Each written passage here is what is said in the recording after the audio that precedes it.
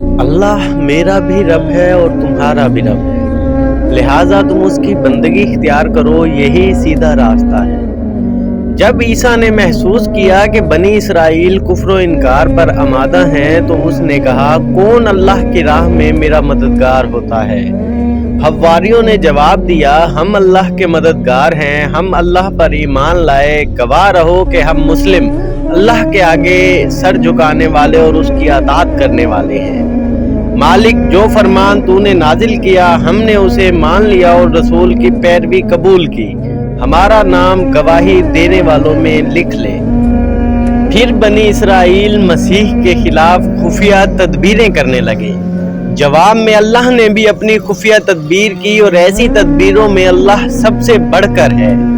وہ اللہ کی خفیہ تدبیر ہی تھی جب اس نے کہا، اے عیسیٰ، اب میں تجھے واپس لے لوں گا اور تجھ کو اپنی طرف اٹھا لوں گا، اور جنہوں نے تیرا انکار کیا ان سے، یعنی ان کی معیت سے اور ان کے گندے ماحول میں ان کے ساتھ رہنے سے، تجھے پاک کر دوں گا، اور تیری پیروی کرنے والوں کو قیامت تک ان لوگوں پر بالا دست رکھوں گا جنہوں نے تیرا انکار کیا ہے۔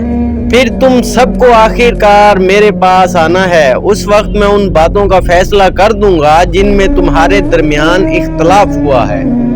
جن لوگوں نے کفر و انکار کی روش اختیار کی ہے انہیں دنیا اور آخرت دونوں میں سخت سزا دوں گا، اور وہ کوئی مددگار نہ پائیں گے۔ اور جنہوں نے ایمان اور نیک عملی کا رویہ اختیار کیا ہے انہیں ان کے اجر پورے پورے دیے جائیں گے۔ اور خوب جان لو کہ ظالموں سے اللہ ہرگز محبت نہیں کرتا۔ یہ آیات اور حکمت سے لبریز تذکرے ہیں جو ہم تمہیں سنا رہے ہیں۔ اللہ کے نزدیک عیسیٰ کی مثال آدم کی سی ہے کہ اللہ نے اسے مٹی سے پیدا کیا اور حکم دیا کہ ہو جا، اور وہ ہو گیا۔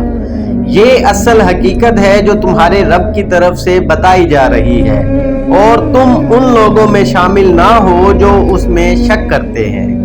یہ علم آ جانے کے بعد اب جو کوئی اس معاملہ میں تم سے جھگڑا کرے تو اے محمد صلی اللہ علیہ وسلم اس سے کہو کہ آؤ ہم اور تم خود بھی آ جائیں اور اپنے اپنے بال بچوں کو بھی لے آئیں، اور خدا سے دعا کریں کہ جو جھوٹا ہو اس پر خدا کی لعنت ہو۔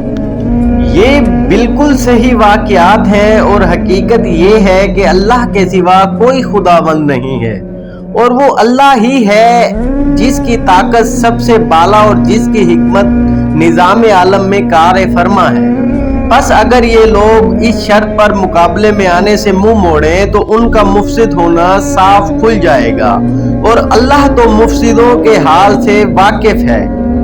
کہو، اے اہل کتاب، آؤ ایسی بات کی طرف جو ہمارے اور تمہارے درمیان یکساں ہے، یہ کہ ہم اللہ کے سوا کسی کی بندگی نہ کریں، اس کے ساتھ کسی کو شریک نہ ٹھہرائیں، اور ہم میں سے کوئی اللہ کے سوا کسی کو اپنا رب نہ بنا لے۔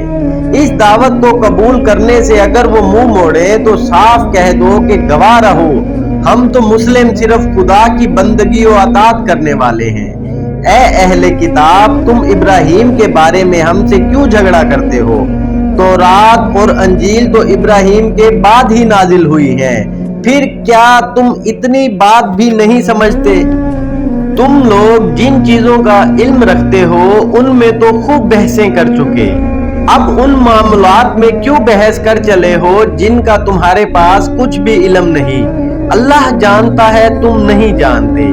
ابراہیم نہ یہودی تھا نہ عیسائی، بلکہ وہ تو ایک مسلم یکسو تھا، اور وہ ہرگز مشرکوں میں سے نہ تھا۔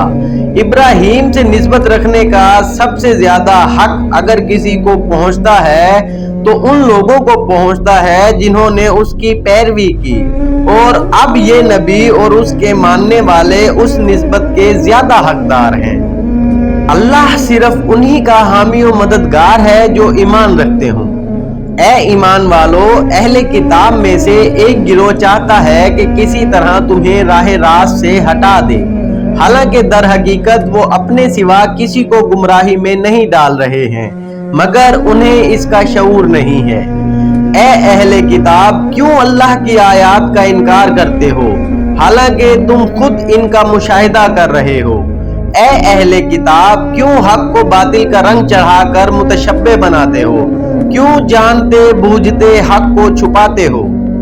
اہل کتاب میں سے ایک گروہ کہتا ہے کہ اس کے نبی کے ماننے والوں پر جو کچھ نازل ہوا ہے اس پر صبح ایمان لاؤ اور شام کو اس سے انکار کر دو، شاید اس ترکیب سے یہ لوگ اپنے ایمان سے پھر جائیں۔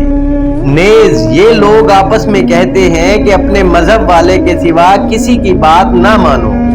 اے نبی ان سے کہہ دو کہ اصل میں ہدایت تو اللہ کی ہدایت ہے اور یہ اسی کی دین ہے کہ کسی کو وہی کچھ دے دیا جائے جو کچھ تم کو دیا گیا تھا، یا یہ کہ دوسروں کو تمہارے رب کے حضور پیش کرنے کے لیے تمہارے خلاف قوی حجت مل جائے۔ اے نبی ان سے کہو کہ فضل و شرف اللہ کے اختیار میں ہے، جسے چاہے عطا فرمائے، وہ وسیع النظر ہے اور سب کچھ جانتا ہے، اپنی رحمت کے لیے جس کو چاہتا ہے مخصوص کر لیتا ہے اور اس کا فضل بہت بڑا ہے۔ اہل کتاب میں سے کوئی تو ایسا ہے اگر تم اس کے اعتماد پر مال و دولت کا ایک ڈھیر بھی دے دو تو وہ تمہارا مال تمہیں ادا کر دے گا، اور کسی کا حال یہ ہے کہ اگر تم ایک دینار کے معاملہ میں بھی اس پر بھروسہ کرو تو وہ ادا نہ کرے گا، الا یہ کہ تم اس کے سر پر سوار ہو جاؤ۔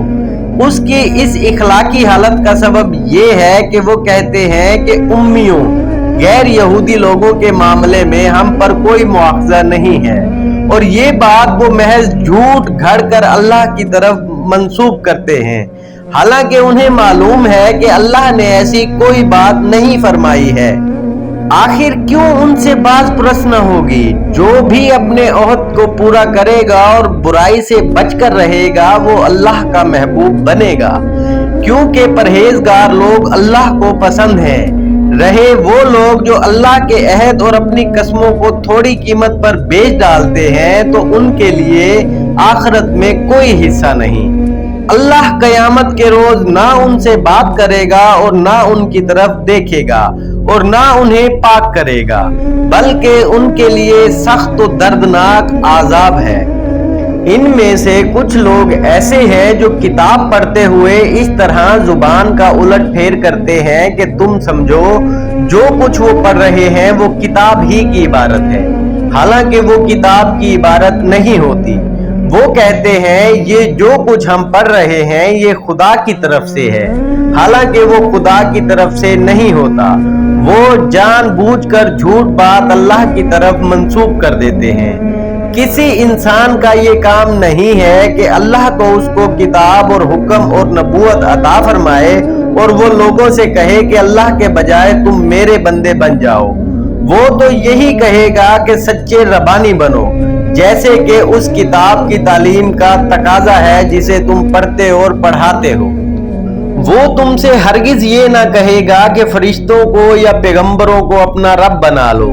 کیا یہ ممکن ہے کہ ایک نبی تمہیں کفر کا حکم دے جبکہ تم مسلم ہو؟ یاد کرو اللہ نے پیغمبروں سے عہد لیا تھا کہ آج میں نے تمہیں کتاب اور حکمت و دانش سے نوازا ہے۔ کل اگر کوئی دوسرا رسول تمہارے پاس اسی تعلیم کی تصدیق کرتا ہوا آئے جو پہلے سے تمہارے پاس موجود ہے تو تم اس پر ایمان لانا ہوگا اور اس کی مدد کرنی ہوگی۔ یہ ارشاد فرما کر اللہ نے پوچھا کیا تم اس کا اقرار کرتے ہو، اس پر میری طرف سے عہد کی بھاری ذمہ داری اٹھاتے ہو؟ انہوں نے کہا ہاں ہم اقرار کرتے ہیں۔ اللہ نے فرمایا اچھا تو گواہ رہو اور میں بھی تمہارے ساتھ گواہ ہوں۔ اس کے بعد جو اپنے عہد سے پھر جائے وہی فاسق ہے۔ اب کیا یہ لوگ اللہ کی اطاعت کا طریقہ دین اللہ چھوڑ کر کوئی اور طریقہ چاہتے ہیں؟ حالانکہ آسمان و زمین کی ساری چیزیں چارہ و ناچار اللہ ہی کی تابع فرمان ہیں اور اسی کی طرف سب کو پلٹنا ہے۔ اے نبی کہو کہ ہم اللہ کو مانتے ہیں اور اس تعلیم کو مانتے ہیں جو ہم پر نازل کی گئی ہے، ان تعلیمات کو بھی مانتے ہیں جو ابراہیم، اسماعیل، اسحاق، یعقوب اور اولاد یعقوب پر نازل ہوئی تھی، اور ان ہدایات پر بھی ایمان رکھتے ہیں جو موسیٰ اور عیسیٰ اور تمہارے پیغمبروں کو ان رب کی طرف سے دی گئی تھی۔ ہم ان کے درمیان فرق نہیں کرتے اور ہم اللہ کے تابع فرمان مسلمان ہیں۔ اس فرما برداری اسلام کے سوا جو شخص کوئی اور طریقہ اختیار کرنا چاہے اس کا وہ طریقہ ہرگز قبول نہ کیا جائے گا اور آخرت میں وہ ناکام و نامراد رہے گا۔ کیسے ہو سکتا ہے کہ اللہ ان لوگوں کو ہدایت بخشے جنہوں نے نعمت ایمان پا لینے کے بعد پھر کفر اختیار کیا، حالانکہ وہ خود اس بات پر گواہی دے چکے ہیں کہ یہ رسول حق پر ہیں اور ان کے پاس روشن نشانیاں بھی آ چکی ہیں۔ اللہ ظالموں کو تو ہدایت نہیں دیا کرتا۔ ان کے ظلم کا صحیح بدلہ یہی ہے کہ ان پر اللہ اور فرشتوں اور تمام انسانوں کی پھٹکار ہے۔ اسی حالت میں وہ ہمیشہ رہیں گے، نہ ان کی سزا میں تخفیف ہوگی اور نہ انہیں مہلت دی جائے گی۔ البتہ وہ لوگ بچ جائیں گے جو اس کے بعد توبہ کر کے اپنے طرز عمل کی اصلاح کر لیں۔ اللہ بخشنے والا اور رحم فرمانے والا ہے۔ مگر جن لوگوں نے ایمان لانے کے بعد کفر اختیار کیا پھر اپنے کفر میں بڑھتے چلے گئے، ان کی توبہ ہرگز قبول نہ ہوگی۔ ایسے لوگ تو پکے گمراہ ہیں۔ یقین رکھو جن لوگوں نے کفر اختیار کیا اور کفر ہی کی حالت میں جان دے دی، ان میں سے کوئی اگر اپنے آپ کو سزا سے بچانے کے لیے روئے زمین بھر کر بھی سونا فدیہ میں دے تو اسے قبول نہ کیا جائے گا۔ ایسے لوگوں کے لیے دردناک سزا تیار ہے اور وہ اپنا کوئی مددگار نہ پائیں گے۔ تم نیکی کو نہیں پہنچ سکتے جب تک کہ اپنی وہ چیزیں خدا کی راہ میں خرچ نہ کرو جنہیں تم عزیز تر رکھتے ہو، اور جو کچھ تم خرچ کرو گے اللہ اس سے بے خبر نہ ہوگا۔ کھانے کی یہ ساری چیزیں جو شریعت محمدی میں حلال ہیں بنی اسرائیل کے لیے بھی حلال تھی، البتہ بعض ایسی چیزیں تھیں جنہیں تورات کے نازل کیے جانے سے پہلے اسرائیل نے خود اپنے اوپر حرام کر لیا تھا۔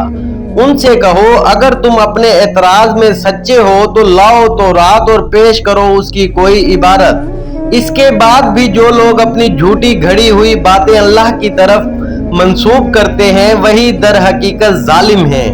کہو اللہ نے جو کچھ فرمایا ہے سچ فرمایا ہے، تم کو یکسو ہو کر ابراہیم کے طریقہ کی پیروی کرنی چاہیے، اور ابراہیم شرک کرنے والوں میں سے نہ تھا۔ بے شک سب سے پہلی عبادت گاہ جو انسانوں کے لیے تعمیر ہوئی وہی ہے جو مکہ میں واقع ہے۔ اس کو خیر و برکت دی گئی تھی اور تمام جہان والوں کے لیے مرکز ہدایت بنایا گیا تھا۔ اس میں کھلی ہوئی نشانیاں ہیں۔ ابراہیم کا مقام عبادت ہے اور اس کا حال یہ ہے کہ جو اس میں داخل ہوا مامون ہو گیا۔ لوگوں پر اللہ کا یہ حق ہے کہ جو اس گھر تک پہنچنے کی استطاعت رکھتا ہو وہ اس کا حج کرے، اور جو کوئی اس حکم کی پیروی سے انکار کرے تو اسے معلوم ہو جانا چاہیے کہ اللہ تمام دنیا والوں سے بے نیاز ہے۔ کہو اے اہل کتاب تم کیوں اللہ کی باتیں ماننے سے انکار کرتے ہو؟ جو حرکتیں تم کر رہے ہو اللہ سب